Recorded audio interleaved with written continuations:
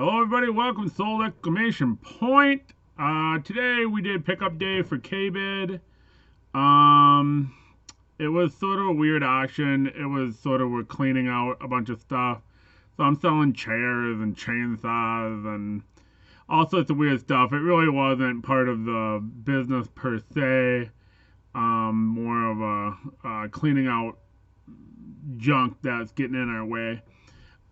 So wasn't the best auction. But we're really happy to get the space back. Like, I sold a bunch of stuff that I bought 5 years ago. It's not even listed. And but I'm happy it's gone, and somebody else can sell it or use it. That would be pretty cool. So it was pretty fun at the shop today. I missed out. So a couple guys, I saw 2 boxes of Allen and Ginter get busted, and all the hits were, kind of junky. And then I saw 3 more boxes get broke. And what was really weird was 3 boxes in a row, all 3 hits were on the bottom 3 packs. And I thought that was weird. I've never seen that before. But all those weren't very good hits. And so now I got 5 boxes, and I'm like, oh man, I should probably buy a box of Ginter. I mean, it's just a long run of bad pulls for hits. So I'm like, I'm hemming and hawing over it. I really don't want to spend any money. I'm going to the National. I'm going there to, find stuff to resell and make money on, and I'm opening a store. Why am I buying cards? But I'm a card collector. I like it. So I'm talking to another customer, and one of the part-timers at the shop came in, and he grabbed the box of Allen Ginter. We kind of told him, like, yeah, man, I think something big's coming. And he goes, I think this is the box with the hit. And he lays it on the counter, and he goes, I think I'm going to buy that. So he leaves, he goes to his car for some reason. I'm talking to the customer, and I go, I should buy the box that he picked. That would be hilarious, right? His special box. I'd be like, hey man, you didn't buy it, it's mine now. And so we're kind of chatting about it, but I'm really not trying to spend any money. So come on, man. So he buys the box. He gets the top loader out, and he goes, man, this case card, it's the big pack or sometimes smaller pack, that's on the top of the box. That's usually a special insert. And he goes, this is really heavy. And I went, and he gave it to me, and I do that, and I go, yeah, it's kind of heavy. That's weird. And I picked up, another case card that the other customer had, and I go, yeah, it's definitely heavy. He opens it up, and it's a triple rip card, Ted Williams to 47. I'm like, oh, come on. I not only would have been hilarious that I bought his box, I would have got him. Come on.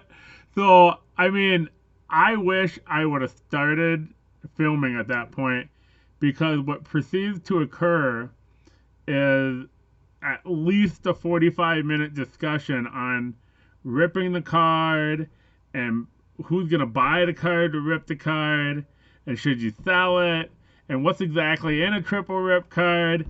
And then it got into where he was trying to make a trade for new wax for the card with the owner. And then what ended up happening was the owner and the part-timer ended up splitting the card. I'm not sure the amount. And then what they were going to do is they were going to sell whatever was in the card, and then they would split the proceeds. And so I got to see a triple rip card get opened.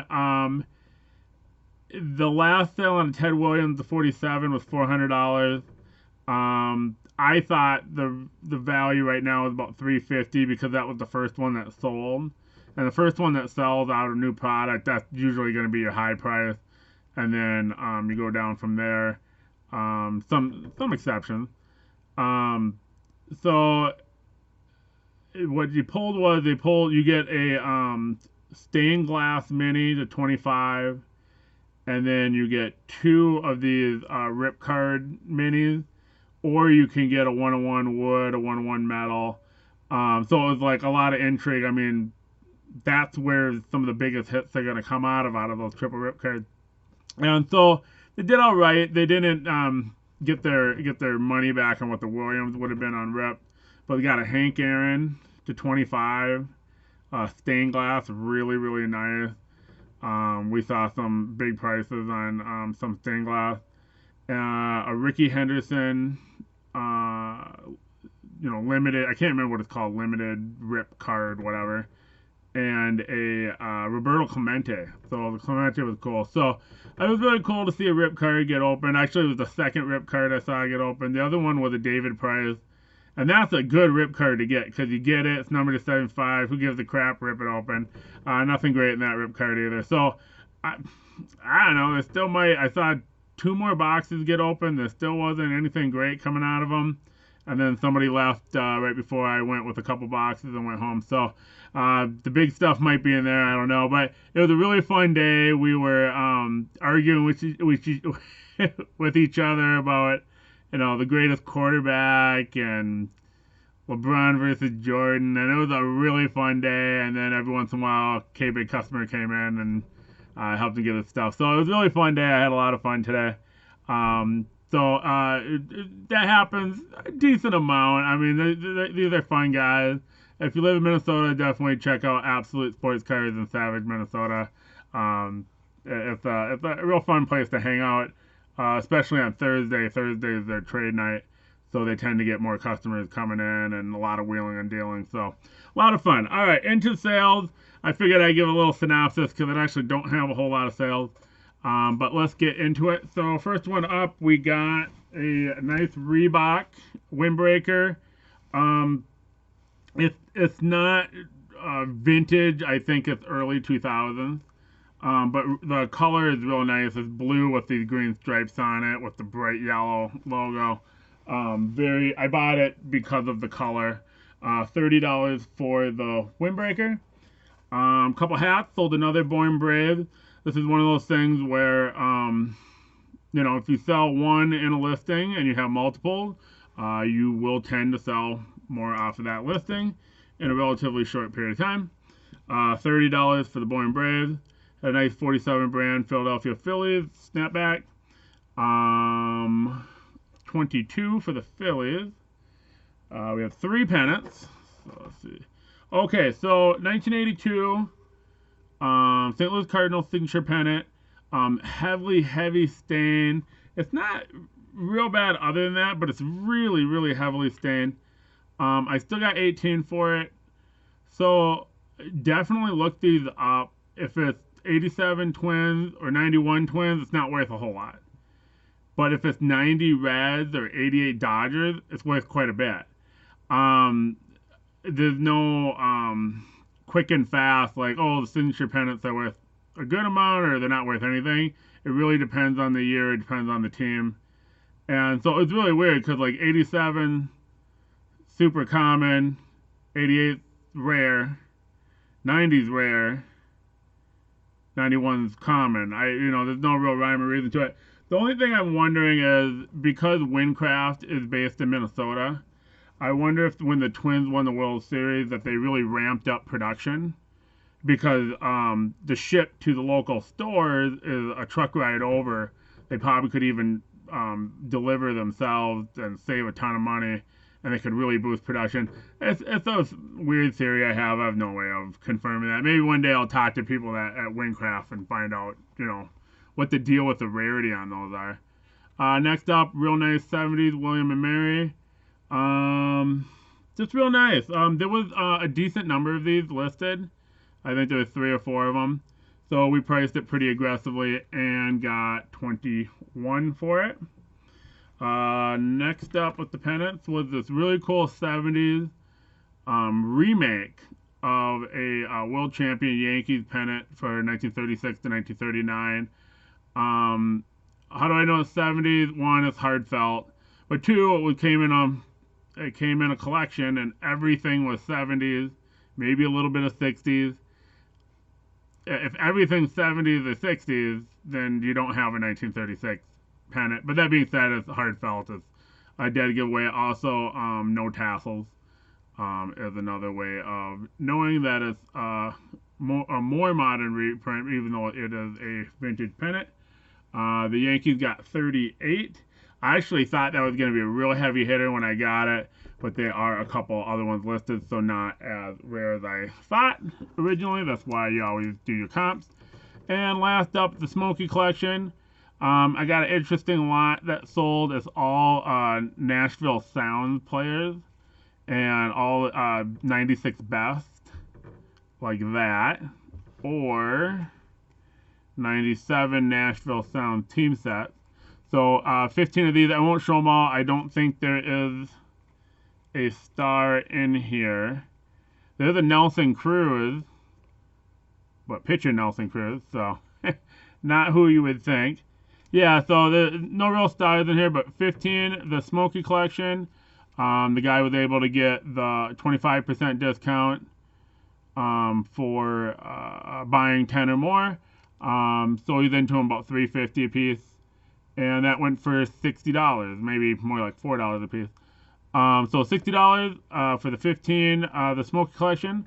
And that's what we have in terms of sales. And as far as Wells Fargo goes, I'm going to wait till Monday and give another call. It's starting to get a little frustrating. Like I'm trying to, I really want to get the store open, you know. And but right now I'm focused on the National. I'm currently because I get to go to like most of the parties and stuff with my client. I'm actually eating once a day, and I'm sort of not eating a lot. And I'm not eating a lot of sugar, which is really really hard for me. Obviously, but So I say, well, I'm on a starvation diet. And they're like, oh, that's bad for you. I'm like, no, not really, because my version of a starvation diet is eating the number of calories I should eat if I was a normal weight.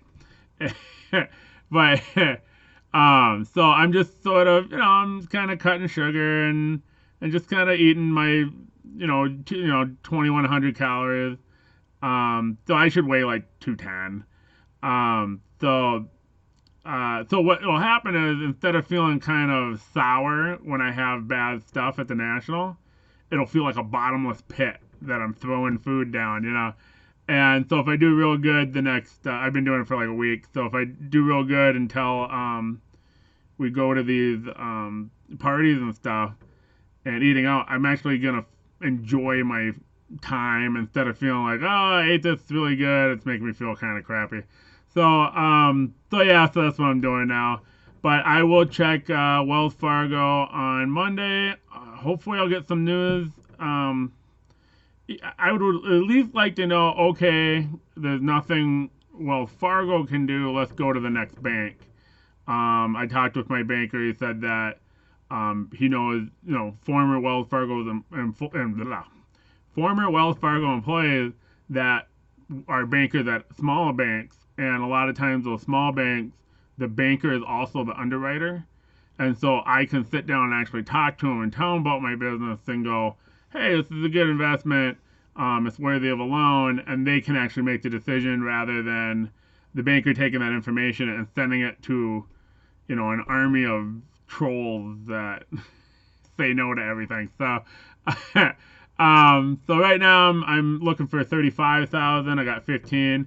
I could start the business with just 40,000 or another 25, but that means I wouldn't carry new hats day one. So we'll see what happens, and I will let you guys know as I progress along this objective I'm trying to reach. So thanks for watching. I really appreciate it. Have a great day, everybody.